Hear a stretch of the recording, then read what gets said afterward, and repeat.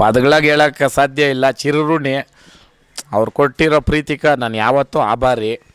ಆಮೇಲೆ ಏನು ಹೇಳ್ತೀನಿ ಅಂದರೆ, ಮನಸ್ಸಿಂದ ಗೆಲ್ಲೋದು ಅಂತಂದರೆ ಇದೇನೆ. ಅವಾಗೆ ಒಬ್ರಿಗೆ ಇಂಟರ್ವ್ಯೂನಲ್ಲಿ ಹೇಳಿದ್ದೀನಿ, ಇದು ಬಾಹುಬಲಿ ಪಿಕ್ಚರಲ್ಲಿ ಒಂದು ಪ್ರತಿಮೆ ಮಾಡಿ ಒಬ್ರಿಗೆ ಇದು ಮಾಡಿದ್ರೆ ಅದ್ರ ಹಿಂದೆಯೇ ಬೇರೆ ಪ್ರತಿಮೆ ಇರ್ತದೆ. ಆ ರೀತಿ ಆಗಿದೆಯಾ ಅಣ್ಣ? ಆಗಿದೆಯಾ? ಇಲ್ಲ. ಬಿಗ್ ಬಾಸು ಕಪ್ಪು ಒಬ್ರು ಗೆದ್ದಿರ್ಬೋದು, ನಮ್ಗೆ ಅದರಲ್ಲೆಲ್ಲ ಆಕ್ಷೇಪಣೆ ಇಲ್ಲ. ಬಟ್ ನನ್ನ ಮನಸ್ಸಿಂದ ಜನ ನಾನು ಸ್ವೀಕಾರ ಮಾಡೋರಲ್ಲ, ಅದಕ್ಕೆ ನಾನು ಯಾವತ್ತೂ ಆಭಾರಿ, ಚಿರಋಣಿ. ಸೊ ನೀವು ಬಿಗ್ ಬಾಸ್ ಮನೆಗೆ ಹೋಗಿನ ಮುಂಚೆ ನಿಮಗೂ ಭಾಳಷ್ಟು ಇತ್ತು, ಒಂದು ದೊಡ್ಡ ಬಳಗ ಇತ್ತು, ಜನಗಳ ಪ್ರೀತಿ ಕೂಡ ಇತ್ತು. ಸೊ ಬಿಗ್ ಬಾಸ್ಗೆ ಹೋಗಿ ಬಂದಾದ್ಮೇಲೆ ಇಲ್ಲ, ನನ್ನ ಕ್ರೇಜ್ ಬೇರೆ ಲೆವೆಲಲ್ಲಿ ಇರುತ್ತೆ, ಇನ್ನೂ ಜಾಸ್ತಿ ಪ್ರೀತಿ ಸಿಗುತ್ತೆ ಅಂತ ನೀವು ಅಂದ್ಕೊಂಡಿದ್ರ? 100% ನಾನು ಜನಗಳ ಜೊತೆ ಇದ್ದು ಜನಗಳ ಜೊತೆ ಬೆಳೆದಿರೋನು. ನಾನು ಒಳಗಡೆ ಹೋಗಿ ಅಷ್ಟು ಲಕ್ಷ ಓಟ್ ಅಂದಾಗ ಹೊರಗಡೆ ಬರಬೇಕು ಅಂತ ಅನಿಸಿದ್ದು, ಯಾಕಂದರೆ ನನ್ನ ಜನದ ಜೊತೆ ಇರಬೇಕು ಅನ್ನೋದಕ್ಕೋಸ್ಕರ. ಆಮೇಲೆ ನಮ್ಮ ತಾಯಿಯವ್ರು ಬಂದು ಸುದೀಪ್ ಅಣ್ಣ ಹೇಳ್ದಾಗೂ ನಾನು ಕೇಳಿರಲ್ಲ. ನಮ್ಮ ತಾಯಿಯವ್ರು ಬಂದು ಹೇಳ್ದ ಮೇಲೆ ಸಮಾಧಾನ ಮಾಡ್ಕೊಂಡಿದ್ದು. ಯಾಕೆ ಅಂತಂದರೆ, ನಾನು ಎಲ್ಲೋ ಸೇಫಾಗಿ ಒಳಗಡೆ ಇದ್ದುಬಿಟ್ಟಿದ್ದೀನಿ. ನನ್ನ ಜನಕ್ಕೆ ನಾನು ಏನು ಕೊಟ್ಟಂಗೆ ಆಯಿತು ಅಂತ. ಅವತ್ತೆಲ್ಲೋ ಲಕ್ಷಾಂತರ ಜನದ ಬಾಯಲ್ಲಿ ಹಳ್ಳಿಕಾರ ಒಡೆಯ ಜೈ ಹಳ್ಳಿಕಾರ ಅನ್ನೋ ಪದ ಇವತ್ತು ಕೋಟ್ಯಾಂತರ ಜನದ ಬಾಯಲ್ಲಿ ಬರ್ತೈತೆ. ಸೊ ಆ ವೇದಿಕೆಗೆ ಯಾವತ್ತು ಗೌರವ ಇರ್ತದೆ. ಅಂದರೆ ಅದು ಒಳಗಡೆ ಇರೋವರೆಗೂ ಅದು ಹೆಂಗೆ ಅಂತಂದರೆ, ಸ್ಕೂಲ್ಗೆ ಹೋಗೋ ಮಕ್ಳಿಗೆ ಸ್ಕೂಲ್ ಇಷ್ಟನಾ ಅಂತಂದರೆ ಒಂದು ಸ್ವಲ್ಪ ಟೈಮಲ್ಲಿ ಇಷ್ಟ.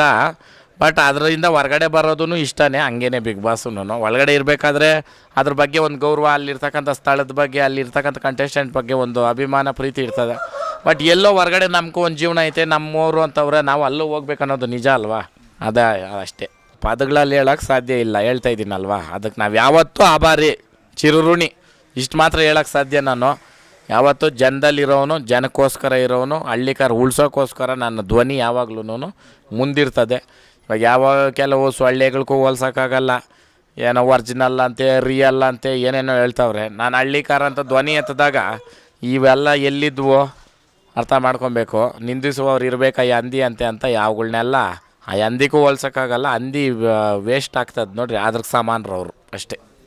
ಮುಂದಿನ ದಿನಗಳಲ್ಲಿ ಮತ್ತೆ ಯಾವ್ಯಾವ ಜಿಲ್ಲೆಗಳಿಗೆ ನೀವು ಭೇಟಿ ಕೊಟ್ಟು ಫ್ಯಾನ್ಸ್ಗಳನ್ನ ಮೀಟ್ ಮಾಡ್ಲಿಕ್ಕೆ ಪ್ಲ್ಯಾನ್ ಮಾಡಿದ್ದೀರಿ ಸರ್? ನಾನು ಸುಮಾರವೇ ಅದು ಪ್ರಕಾರ ಮಾಡ್ಕೊಂಡು ಹೋಗ್ತಾ ಇದ್ದೀನಿ. ಉತ್ತರ ಕರ್ನಾಟಕ ಐತೆ, ಸುಮಾರು ಇಂಥದ್ದೇ ಅಂಥದ್ದೇ ಅಂತಿಲ್ಲ, ಎಲ್ಲ ಜಿಲ್ಲೆಗಳು, ಎಲ್ಲ ನಮ್ಮ ರಾಜ್ಯದಲ್ಲಿ ನಾನು ಓಡಾಡಬೇಕು. ಅದಕ್ಕೋಸ್ಕರನೇ ರೇಸ್ ಮುಂದೂಡಿರೋದು. ಆಮೇಲೆ ಆ ಜನಸಾಗರ ನೋಡೋದಕ್ಕೆ ನನಗೆ 2 ಕಣ್ಣು ಸಾಲ್ತಾ ಇಲ್ಲ, ಹೊಟ್ಟೆ ಹಸಿತಾ ಇಲ್ಲ, ನಿದ್ದೆ ಬರ್ತಾ ಇಲ್ಲ. ಅಷ್ಟು ಪ್ರೀತಿ ನನಗೆ ಕೊಡ್ತಾವ್ರೆ. ನಾನು ಯಾವತ್ತೂ ಚಿರಋಣಿ. ಇತ್ತೀಚೆಗೆ ತುಕಾಲಿ ಸಂತವ್ರಿಗೆ ನೀವೇನೋ ಒಂದು ಗಿಫ್ಟ್ ಕೊಟ್ರಿ, ಗೋಲ್ಡ್ ಗಿಫ್ಟ್ ಅನ್ಕೊಳ್ತೀನಿ. ಸೊ ಅದನ್ನ ಯಾಕೆ ಕೊಡ್ಬೇಕು ಅನಿಸ್ತು ನಿಮಗೆ ಅಂತ? ಎಲ್ಲೋ ಸ್ಟಾರ್ಟಿಂಗು ನಮ್ಮೂರ್ಗೆ ಅವ್ರು ಅಜ್ಜೆ ಇಕ್ತಾ ಇರೋದು, ಒಂದು ಚಿನ್ನ ಕೊಡೋ ಮುಖಾಂತರ ಅವರ ನಮ್ಮ ಸ್ನೇಹ ಬಾಂಧವ್ಯ ಹಂಗೆ ಇರಲಿ ಅಂತ ನಾನು ಕೊಟ್ಟಿದ್ದು. ತನಿಷಾ ಮೇಡಮ್ ಅವ್ರ ಹೋಟ್ಲು ಕೂಡ ಭೇಟಿ ಕೊಟ್ಟಿದ್ರಿ. ಸೊ ಅಲ್ಲಿ ಊಟ ಕೂಡ ಮಾಡಿದೆ. ಸೊ ಹೇಗಿತ್ತು ಅಲ್ಲಿ ಊಟ? ಇಲ್ಲ, ಊಟ ಮಾಡಿಲ್ಲ. ಕೀಮಾ ವಡೆ ಕೊಟ್ಟಿದ್ದರು. ಪಾಪ ಊಟಕ್ಕೆಲ್ಲ ವ್ಯವಸ್ಥೆ ಮಾಡಿದ್ಲು. ನಾನು ಆಲ್ರೆಡಿ ಊಟ ಮಾಡಿದ್ದೆ. ನಂದು ಅವ್ರದ್ದು ಒಳ್ಳೆ ಫ್ರೆಂಡ್ಶಿಪ್ಪು, ಇಬ್ಬರು ಒಳ್ಳೆ ಫ್ರೆಂಡ್ಸು. ಆಮೇಲೆ ಅವ್ರ ರೆಸಿಪಿಗಳು ಸವಿಬೇಕು. ಒಂದಿನ ಹೋಗ್ತೀನಿ, ಇನ್ನೂ ಕರೆಕ್ಟಾಗಿ ಯಾವ್ದು ಏನು ಅಂತ ಗೊತ್ತಿಲ್ಲ. ಕೀಮಾ ಇದು ಮಾತ್ರ ತಿಂದಿದ್ದೀನಿ. ಹೋಗ್ಬೇಕು ಒಂದಿನ. ಇತ್ತೀಚೆಗೆ ನಿಮ್ಮ ಒಂದು ಊರಲ್ಲಿ ಒಂದು ಸಮಾರಂಭ ನಡೆಯುತ್ತೆ. ಸೊ ಅಲ್ಲಿ ಆಲ್ಮೋಸ್ಟ್ ಎಲ್ಲ ಬಿಗ್ ಬಾಸ್ ಸ್ಪರ್ಧಿಗಳೆಲ್ಲ ಬರ್ತಾರೆ. ಸೊ ಹೇಗೆ ಅನಿಸ್ತು ಸರ್ ಅವ್ರನ್ನೆಲ್ಲ ಬಂದು ಇನ್ವೈಟ್ ಮಾಡಿದ್ರಿ? ಸೊ ಏನು? ನಾನು ಯಾವತ್ತೂ ನಾನು ಯಾರನ್ನಾದರೂ ಇನ್ವೈಟ್ ಮಾಡಿ ಕರೆದಿದ್ದೀನಿ ಅಂದರೆ ಅವ್ರಿಗೆ ನನ್ನ ಕಡೆಯಿಂದ ಗೌರವನೇ ಇರ್ತದೆ. ನಮ್ಮ ಮಾತಕ್ಕೆ ಬೆಲೆ ಕೊಟ್ಟು ಬಂದಿರೋರ್ಗೆ ನನ್ನ ಕಡೆಯಿಂದ ಬೆಲೆ ಇನ್ನೂ ಅವ್ರಿಗೆ ಜಾಸ್ತಿ ಆಗ್ತೈತೆ.